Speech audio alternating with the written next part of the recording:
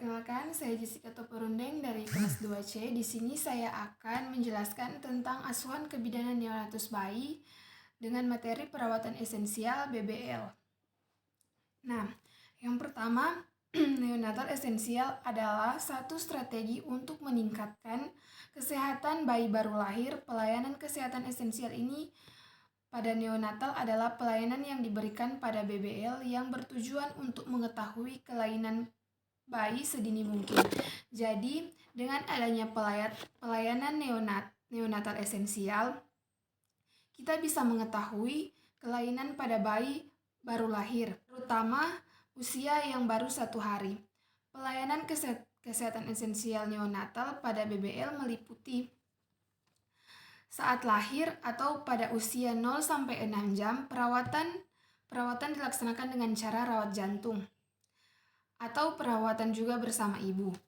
Setelah lahir pada usia 6 jam sampai 20 hari, tujuan perawatan bayi baru lahir, periode persiapan awal, mencapai dan mempertahankan jalan napas, dan mendukung pernapasan, mempertahankan kehangatan dan mencegah hipotermia, memastikan keamanan dan mencegah cedera infeksi, mengidentifikasi masalah-masalah aktual atau potensial yang memerlukan perhatian segera.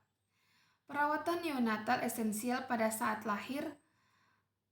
Bayi baru lahir sangat rentan terhadap infeksi yang disebabkan oleh paparan atau kontaminasi.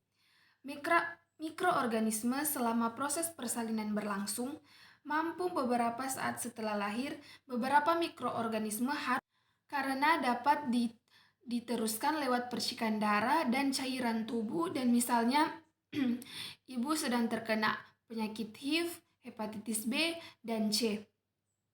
Nah, penilaian awal untuk semua bayi baru lahir, lakukan penilaian awal yang menjawab 4 pertanyaan sebelum bayi baru lahir, yaitu apakah kehamilan cukup bulan, apakah air ketuban jernih tidak tercampur mekonium, dan segera setelah bayi baru lahir, apakah bayi menangis atau bernapas termengap-mengap, apakah tonus otot baik dan bergerak aktif.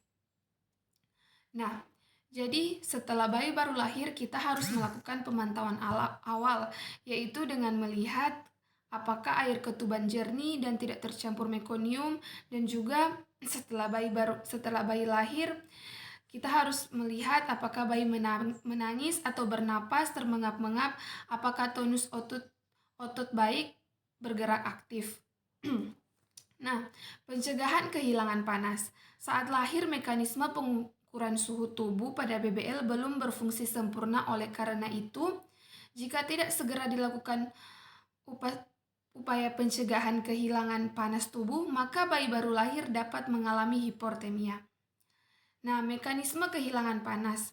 Evaporasi kehilangan panas akibat pengumpulan cairan ketuban pada permukaan tubuh oleh panas tubuh bayi sendiri. Konduksi kehilangan panas tubuh melalui kontak langsung antara tubuh bayi dengan permukaan yang. Nah, mencegah kehilangan panas itu yaitu dengan ruang bersalin yang hangat minimal 25 derajat Celcius, tutup semua pintu dan jendela. Keringkan tubuh bayi tanpa membersihkan Veroix. Letakkan bayi di dada atau di perut ibu agar kontak kulit ibu dan bayi itu bisa terjalin. Infeksi menyusui dini atau IMD, gunakan pakaian yang sesuai untuk mencegah kehilangan panas. Jangan segera menimbang atau memandikan bayi baru lahir. Lakukan penimbangan setelah 1 jam setelah lahir. Kontak ibu ke kulit bayi dan bayi selesai menyusui. Bayi sebaiknya dimandikan pada waktu yang tepat, yaitu tidak kurang dari 6 jam setelah lahir dan setelah kondisi stabil. Rawat gabung. Ibu dan bayi harus tidur selama 24 jam dalam satu ruangan. Pemotongan dan perawatan tali pusat. Inisiasi menyusui dini. Prinsip pemberian ASI adalah dimulai sedini mungkin,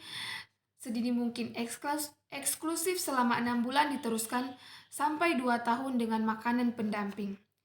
Pencegahan pendarahan. Pada semua bayi baru lahir, apalagi pada bayi besar lahir rendah, diberikan vitamin K1 sebanyak 1 mg dosis tunggal.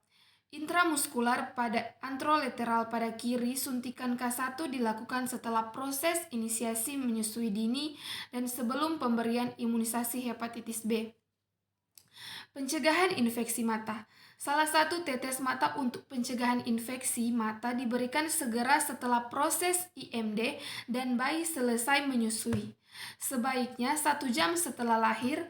Pencegahan infeksi mata dianjurkan menggunakan salep mata. Antibiotik teteskan 1%. Cara pemberian salep mata antibiotik. Yang pertama, cuci tangan. Cuci tangan, jelaskan ke keluarga apa yang akan dilakukan dan tujuan pemberian obat tersebut. Jadi sebelum kita melakukan obat mata untuk diteteskan ke bayi, kita harus menjelaskan dulu gunanya apa untuk bayi tersebut kepada keluarga. Tarik kelopak mata dengan bagian bawah ke arah bawah. Berikan salep mata dalam satu garis lurus, mulai dari mata yang paling dekat hidung. Jadi, anjurkan kepada keluarga jangan menghapus obat tersebut. Pemberian imunisasi hepatitis B diberikan 1-2 jam setelah pemberian vitamin K1 secara intramuskular.